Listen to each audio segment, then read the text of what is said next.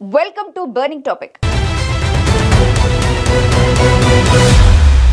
America వెళ్లి అక్కడ స్థిరపడాలనేది చాలా మంది భారతీయుల కల. అయితే ట్రంప్ వచ్చాక ఆ కలపై నీలినీడలు కమ్ముకున్నాయి. ట్రంప్ ఏ నిమిషంలో ఏం నిర్ణయం తీసుకుంటాడనే భయం ప్రతి ఒక్కరిలోనూ ఉంది. ఇప్పటికీ అక్రమ వలసదారులను వెనక్కి పంపుతున్న ట్రంప్ వీసా చట్టాల్లో మార్పులు తెస్తున్నారు. ఈ విధంగానే అమెరికా వెళ్లాలనుకునే వారికి వీసా జారీ ప్రక్రియలో మార్పులు చేయనున్నారు. ఇంతకీ ఆ మార్పులేంటి? కొత్త విధానం తీసుకురావడానికి ఇప్పుడు ఏం చేస్తున్నారు? భారతీయులు ఏం చేస్తే సులువుగా వీసా సంపాదించగలరు?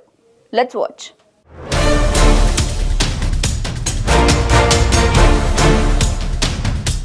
అధ్యక్ష బాధ్యతలు చేపట్టినప్పటి నుంచి వలసల అంశంపై ప్రత్యేక దృష్టి సారించారు అమెరికా అధ్యక్షుడు డొనాల్డ్ ట్రంప్. ఈ క్రమంలోనే తాజాగా వీసా జారీ ప్రక్రియ కోసం సరికొత్త వ్యవస్థను అమలు చేసేందుకు సిద్ధమయ్యారు.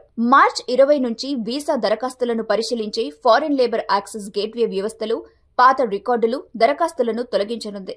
దీంతో H-1B వీసా ప్రోగ్రాంలో కీలక మార్పులు చోటు చేసుకోనున్నాయి.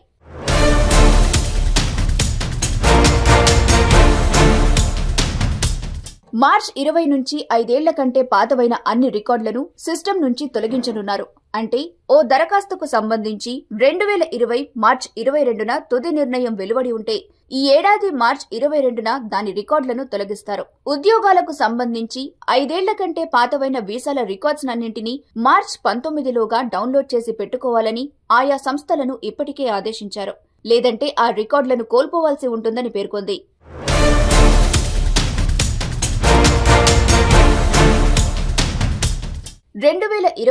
మార్చి 20 నాటికి H-1B వీసా విధానంలో కొత్త నియమాలు అమల్లోకి వచ్చాయి. గతంలో దరఖాస్తు తిరస్కరణలు లేదా సమస్యలు ఉన్నవారికి ఇదొక మంచి అవకాశం. దీనివల్ల దరఖాస్తు ప్రక్రియ సులభమవుతుంది.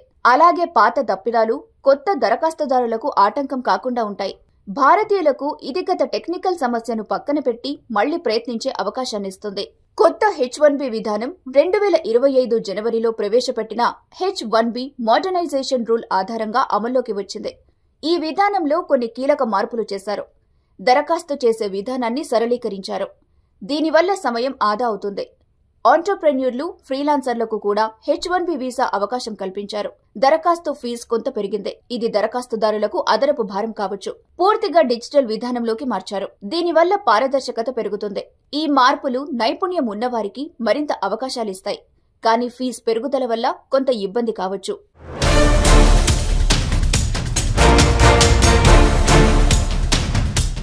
అసలు H-1B విషయంలో ట్రంప్ నిర్ణయమేంటి? డొనాల్డ్ ట్రంప్ తన మొదటి టర్మ్లో H-1B వీసాలపై కఠిన నిబంధనలు విధించారు. అమెరికన్లకు ఉద్యోగాలు ఫస్ట్ అనే విధానాన్ని ప్రోత్సహించారు. దీనివల్ల H-1B దరఖాస్తుల తిరస్కరణ రేటు పెరిగింది. ట్రంప్ మళ్లీ అధికారంలోకి వస్తే H-1B వీసాల సంఖ్యను తగ్గించడం లేదా అర్హతలను మరింత కఠినం చేయడం జరగొచ్చని భావించారు.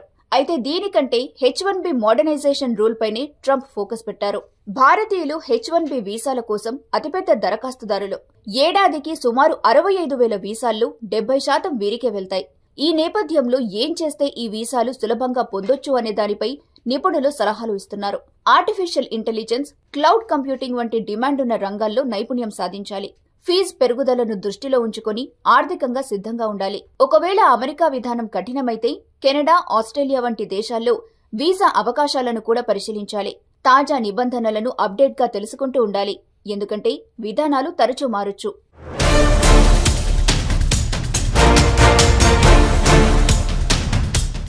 H-1B వీసా మార్పులు భారతీయ నిపుణులకు అవకాశాలు, సవాళ్లు రెండు తెచ్చాయి. పాత రికార్డుల తొలగింపు ఒక ప్రయోజనం కాగా, కొత్త ఫీజు, ట్రంప్ తీరు ఆందోళన కలిగిస్తాయి.